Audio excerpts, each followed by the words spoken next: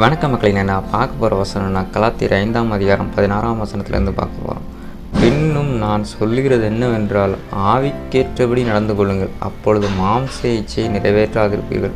நம்ம ஆவிக்கேற்றபடி ஆவிக்குரிய வாழ்க்கையில் வாழ்ந்தோன்னா நம்ம மாம்ச இச்சை நம்மகிட்ட இருக்காது. அதான் அந்த வசனம் சொல்லுது. அடுத்த வசனம், மாம்சம் ஆவிக்கு விரோதமாகவும் ஆவி மாம்சத்துக்கு விரோதமாகவும் இச்சிக்கிறது. நீங்கள் செய்ய வேண்டும் என்று இருக்கிறவர்களை செய்யாதபடிக்கு இவைகள் ஒன்றுக்கொன்று விரோதமாக இருக்கிறது.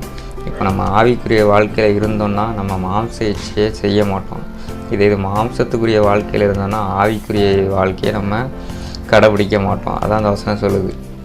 மாம்ச இச்சை எதெல்லாம்னு பார்ப்போம். மாம்ச இச்சை எதெல்லாம்னா விபச்சாரம், வேசித்தனம், அசுத்தம், பில்லி சூனியம், விக்கிர ஆராதனை, பகைகள், விரோதங்கள், வைராக்கியங்கள், கோபங்கள், சண்டைகள், பிரிவினைகள், பொறாமைகள், கொலைகள், வெறிகள், களியாட்டுகள் எல்லாமே மாம்ச இச்சை.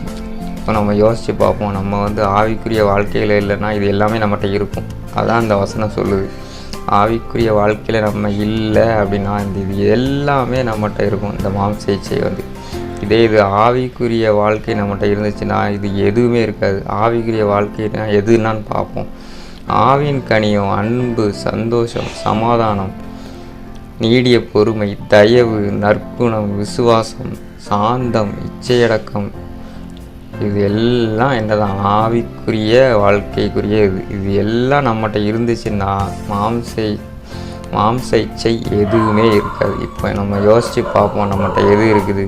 மாம்ச இச்சை இருக்குதா இல்லை ஆவியின் இச்சை இருக்குதா? இதில் ரெண்டில் எது இருக்குதுன்னு பார்ப்போம்.